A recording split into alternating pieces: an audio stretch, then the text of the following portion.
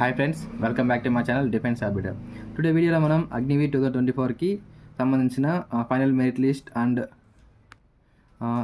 Next ఇయర్కి వచ్చేసి age అనేది 21 నుంచి 23కి పెంచుతారా లేదా, అండ్ ఫైనల్ వచ్చేసి సర్వీస్ అనేది 4 years నుంచి 7 years చేస్తారా లేదా పర్మనెంట్ చేస్తారా అనేది మన వీడియోలో డీటెయిల్ డిస్కస్ చేస్తాము.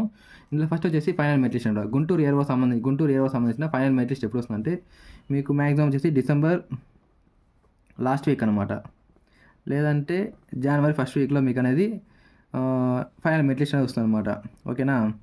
మీ ట్రైనింగ్ ఎప్పుడు వెళ్తారంటే ట్రైనింగ్ వచ్చేసి మ్యాక్సిమం మీరు మార్చ్ ఫస్ట్ వీక్ అనమాట.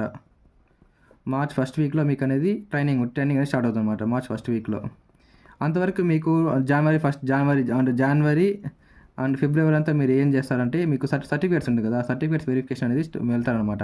ఎక్కడికి? గుంటూరుకి అనేది వెళ్తారనమాట. గుంటూరు ఏరియాలో మీకు దగ్గర ఒక 20 days వరకు అనమాట. 20 days వరకు మొత్తం సెలెక్ట్ అయిన జీడీకి అండ్ టెక్నికల్ ట్రేడ్ అందరికీ మీకు ఏముంటుందంటే సర్టిఫికేట్స్ వెరిఫికేషన్ జరుగుతుందన్నమాట. మీకు ఆల్రెడీ వెరిఫికేషన్ అయి ఉంటుంది. సో ఆల్రెడీ వెరిఫికేషన్ అయిన దాంతో కూడా మళ్ళీ అనేది అనమాట మొత్తం డీటెయిల్ చెక్ చేస్తారు. సో దట్ మీకు అనేది 20 days ప్రాసెస్ జరుగుతుంది అనమాట.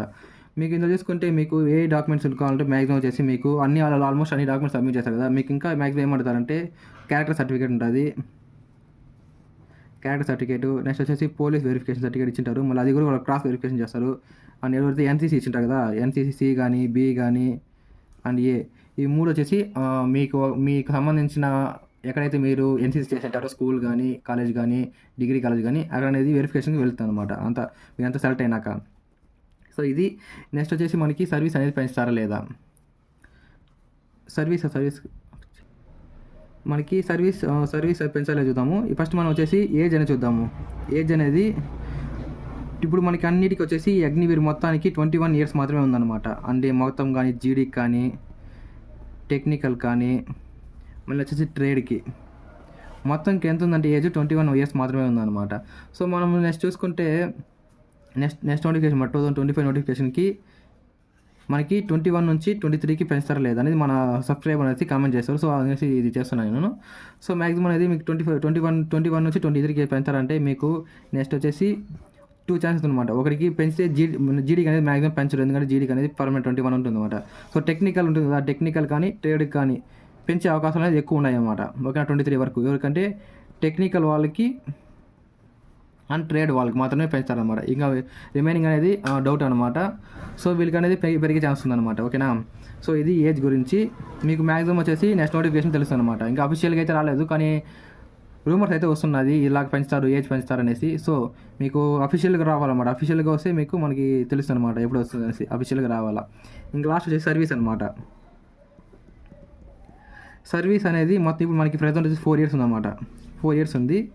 సో నేను దాని నుంచి 7 yearsకి పెంచుతారా లేదా, 7 yearsకి పెంచుతారా లేదా పర్మనెంట్ చేస్తారా అనేది మనం చూద్దాం. ఇప్పుడు మీకు మ్యాక్సిమం నాకు తెలిసి మా ఫ్రెండ్ ఒకడు వెళ్ళాడు 2022లో. నోటిఫికేషన్ వచ్చేసి నెల్లూరు జరిగింది కదా, అక్కడ వచ్చి మా ఫ్రెండ్ ఒకడు క్వాలిఫై అయ్యాడు. సో అతను వచ్చేసి ఇప్పటికి 3 years అయిపోయింది అనమాట. నెక్స్ట్ 2025 కంప్లీట్ అయిపోతే మొత్తం అనేది 4 years అనేది వారికి అనేది మొత్తం ఏజ్ ఉంది కదా, 4 years అనేది వాడి టెన్యూర్ అనేది అయిపోతుంది అన్నమాట. 4 years టెన్యూర్ అయిపోతుంది అన్నమాట. సో దాని తర్వాత వాళ్ళని చెప్పాడు మ్యాక్సిమం వచ్చేసి పర్మనెంట్ చేస్తారన్న అని చెప్పాడు నాకు. సో నేను కనుక్కున్న విషయం అయితే మీకు మ్యాక్సిమం వచ్చేసి 25% కదా, 25% చేస్తాను. అది 25% కన్నా ఎక్కువ ఛాన్సెస్ ఉందన్నమాట. మ్యాక్సిమం 50 to 60% అనమాట. సో 60% కదా, ఇది వచ్చేసి 2023 రిజల్ట్ అనేది కదా ఆ బ్యాచ్ కనమాట 23. ఈ 25% అనేది 2022 బ్యాచ్ కదా, 2022 బ్యాచ్ వాళ్ళకి ఇది అనమాట. అందులో వాడు చెప్పాడు అనమాట 25% నేను ఉంటాను అన్న పక్క వాళ్ళ ఆఫీసర్ చెప్పిందంతా వింటాడు. సో నన్ను పర్మనెంట్ చేసే ఛాన్సెస్ ఎక్కువ ఉందన్న చెప్పాడు. సో మనం చూద్దాము. నెక్స్ట్ వచ్చేసి సో ఎవరైతే 4 years ఉన్నారు కదా, 4 years ఎప్పుడే ఇంకొక చెప్పినా కదా 2022 బ్యాచ్ వాళ్ళకి 2022 బ్యాచ్ సెలెక్ట్ అయిన వాళ్ళకి 4 years అయిపోతుంది కదా, వాళ్ళ టెన్యూర్ అనేది అయిపోతుంది కదా. 4 years తర్వాత వాళ్ళు బయట వస్తారనమాట. వాళ్ళు వస్తారు కదా కొంతమంది. ఇప్పుడు కొంతమంది ఒక 25% వాళ్ళు పర్మనెంట్ అవుతారు అనుకో, రిమైనింగ్ వాళ్ళు బయట వస్తారనమాట. ఒక 75% బయట వస్తారు. సో వాళ్ళు బయట వచ్చినాక మనకు తెలుస్తుంది అనమాట ఏది ఎట్లుంటుంది అనేసి. ప్లస్ వాళ్ళు చెప్తారనమాట, ఇంతమంది పర్మనెంట్ చేశారు, ఇంతమంది ఒక 100 మంది పర్మనెంట్ చేశారు అనుకోండి, మిగతా వాళ్ళని రిమూవ్ చేస్తామంటే 400 మంది రిమూవ్ చేస్తారు, 400 మంది 500 మందికి. సో ఇలాగ ఉంటుంది. సో ఈ బ్యాచ్ వచ్చినాక మళ్ళీ ఏమవుతుంది, 2024 నుంచి చూసావా, వాళ్ళు తెలుస్తుంది అనమాట. 2024కి అండ్ 2023కి అందరూ తెలుసు అనమాట, ఎంతమంది వస్తున్నారు, ఎంతమంది పోతున్నారు, 50% లేదంటే 75% పర్మనెంట్ చేస్తున్నారు అనేది మనకు పక్కా అనేది తెలుస్తుంది అనమాట. సో అంతవరకు వెయిట్ చేయాలి మనము.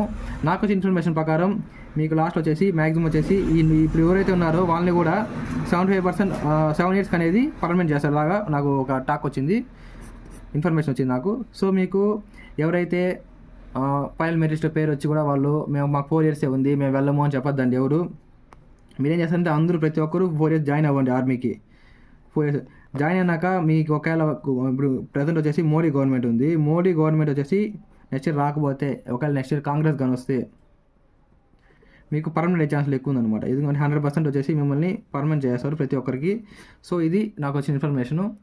సో ఇది ఫ్రెండ్స్ వీడియో. ఇంకా ఏదైనా డౌట్స్ ఉంటే కామెంట్ చేయండి. Thank you friends. జై హింద్.